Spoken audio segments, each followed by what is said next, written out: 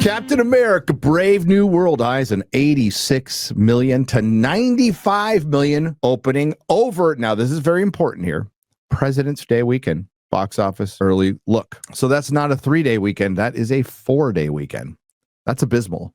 That's below Ant-Man 3. Well below, I believe, Civil War, which came out many years ago. By the way, last year's domestic box office down from the previous year. You heard me right. The year of the flopbuster. 2023 was the year of the flopbuster, and it made more money than 2024. 3%. It's a 3% dip. But here's the problem. Ticket prices went up again this year. So we can no longer measure this in just dollars. We need to measure these in ticket sales because the attrition is getting out of control. So just a reminder, what Hollywood, this is not me, what Hollywood considers the last year that had a full slate of releases, the most normal release year of Hollywood. The last time, guess. I'll let the chat guess a little. I'll let you think about it. What was the last year Hollywood considers a normal year of releases? Anyone? See if you get it right. 2012. A little later than that. You're close, big party. You're warmer. Matt Croyne gets it right. 2019. That is what the industry considers the last normal year of releases. That is 5 fucking years ago. You can't use that excuse for half a decade. This is your Hollywood now. When things happen for 5 years, this is the norm.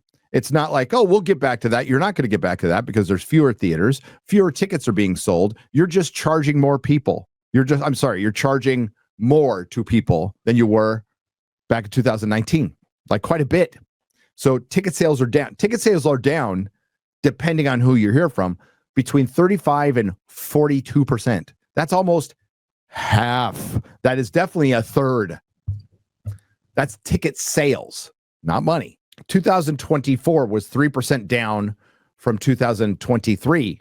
2024 was 23.5% down from 2019, the last normal year where there were more ticket sales and tickets were cheaper. So the percentage is actually, well, higher or lower, depending on how you look at it. Comic book industry is a great precursor to, I've said it for years, for like all this bullshit, like getting activists in there, fucking everything up, making an enemy out of the fans, trying to lie and excuse all the horrible behavior from the creatives with inside.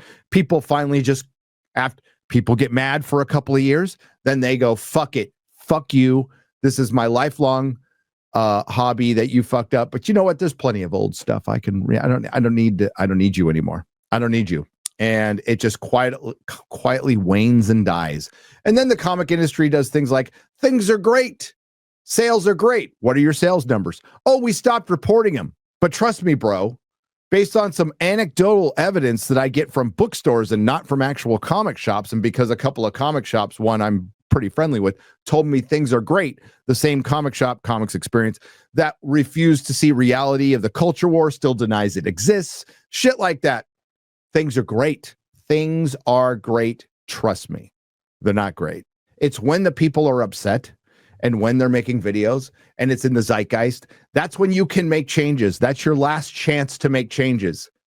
You make changes after that, you're making changes in the hospice. You're turning your life around in the hospice. Back to MCU. When was the time to make changes? 2 years ago. That's when you should have been implementing the changes. Unfortunately, they didn't start implementing the changes until last year. 2024 ended pretty strong, but it had a couple of bleak periods of no releases. One of them was the first quarter and a little bit between a sad summer and a winter that picked up at the very end. So we're looking like the first major release, according to Deadline, is in the middle of February. So if you have a movie that you're confident is good, and I've always said this, you don't need to release it in summer. You don't need to release it in winter. If you know your movie's kick ass, I don't know why they don't release it in a place where there's no competition. You want to know why? I have an answer for that. Because competition is good. Why did those movies do better later in the year in 2024? Because they were stacked against each other. And it brought people to the theater, not necessarily. Everybody's afraid of the Marvel movies, so they push their releases off. But Barbenheimer proved that you can release 2 big movies on the same weekend. You can do it if the movie's good. And if you know it, this opens up another question. Does Hollywood internally know if they have good movies or not anymore? The answer is no. They have a lot of problems. You could say it's death by 1,000 paper cuts, but the problem is and always will be, until you acknowledge it, alienating your customers. It's less than 5 weeks until the first big opening of 2025, that being Disney Marvel's Captain America: Brave New World, or as we like to call it, Captain African American, which hit tracking service Quorum and is expected to do 86 million to 95 million over the first 3 days of the 4-day Valentine's Day weekend. So it's expected to do 95 over 3 days. That's better. That's better. So that means it could be, let's be nice, $125 million opening weekend over 4 days, beginning February 4th. The Friday, Monday figure is bound to be 100 million plus at this point in time. The projection takes into account the change up in the Captain America franchise and the overall reset of the franchise. The next installment is a grounded title a la 2014's Captain America: Winter Soldier. Big difference.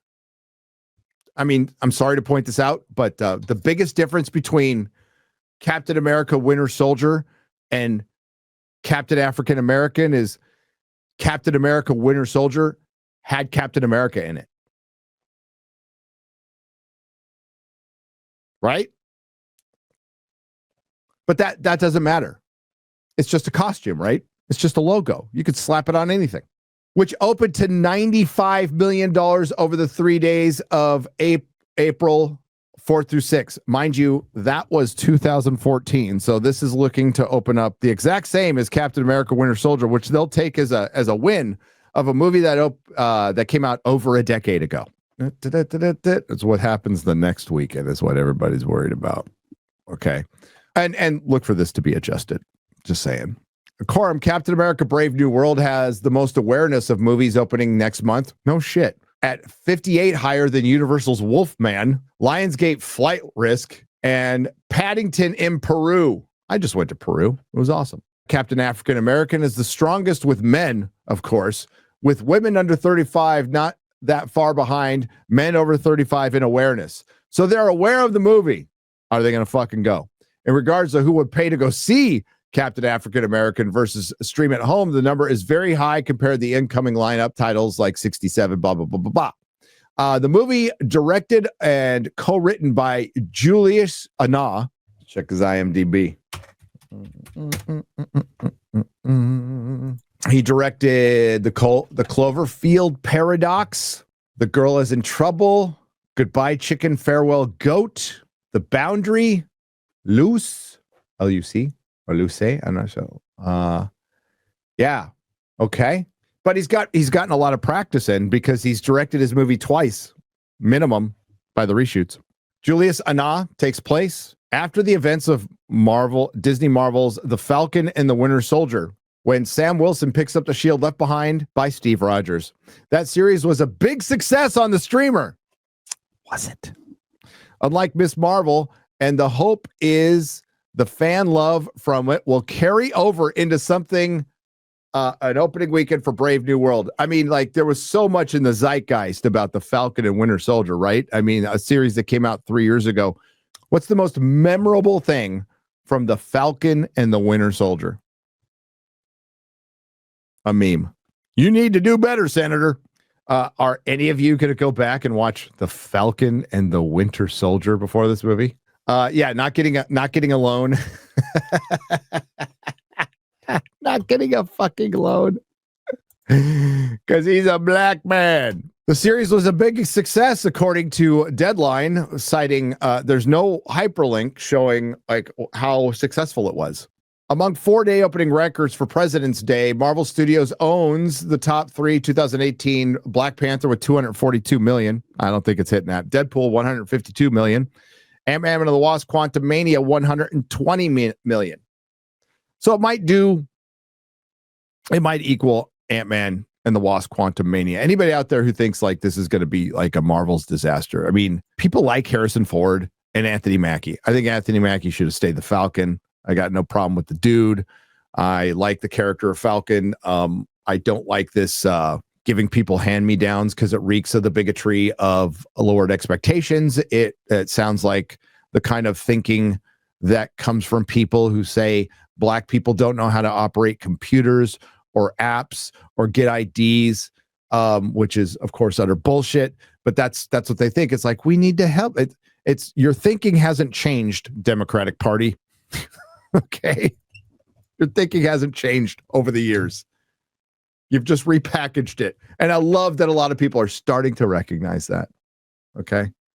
It's like, oh, you know how we make the Falcon legitimate? We give them the white man's hand-me-downs, as Eric July puts it. Instead of just making Falcon lead the Avengers, like nobody has a problem with that. 0 people. It would actually make sense. I could make a very good argument for, within the framework of the MCU, the Falcon leading the Avengers. It would make tons of sense. But now he's in a vibranium suit with the shield and the vibranium wings, and it's like a character created in fucking, in a video game by a 6-year-old. Steve Rogers is Captain America. Bucky should have been Captain America next. They should have adapted Brubaker's run, which is excellent. It was so excellent that people were like, people who hated the fact that Bucky came back, hated it, were coming to my counter at the comic store going, yeah, I'm fine with him as Cap. Like, we could go on from here and I'd be fine with it because the storytelling was so good. Now, we all knew Steve Rogers was coming back. When they turned Sam Wilson into Cap in the comics in the all new, all different, all shit Marvel, everybody knew Steve Rogers was coming back. And now in the movies, everyone knows Steve Rogers is coming back. Ultimately, they're going to have to soft reboot. They're going to have to recast the characters. So we'll get a new Steve Rogers. We'll get a new Tony Stark. We'll get a new, hopefully, Bruce Banner. We'll get a new Thor. That's what they're going to have to do because that's who makes the money. They tried all this shit. It failed almost immediately. And it wasn't until they absolutely had to change is when they did. That's the problem with big corporations. They're not going to change until they absolutely have to. That's when you stop innovating, right? When something reaches maturity, it's instead of finding new life through innovation, it's preventing death. So that's why, Facebook. I think Facebook just by itself would have probably died a long time ago, but Facebook got rich enough to buy a bunch of other stuff that other people had already created. And it's like the cable companies buying up internet companies and then just buying themselves out of Comcast, buying themselves out of extinction. That's what happens. Nerdrotic.com. Please subscribe.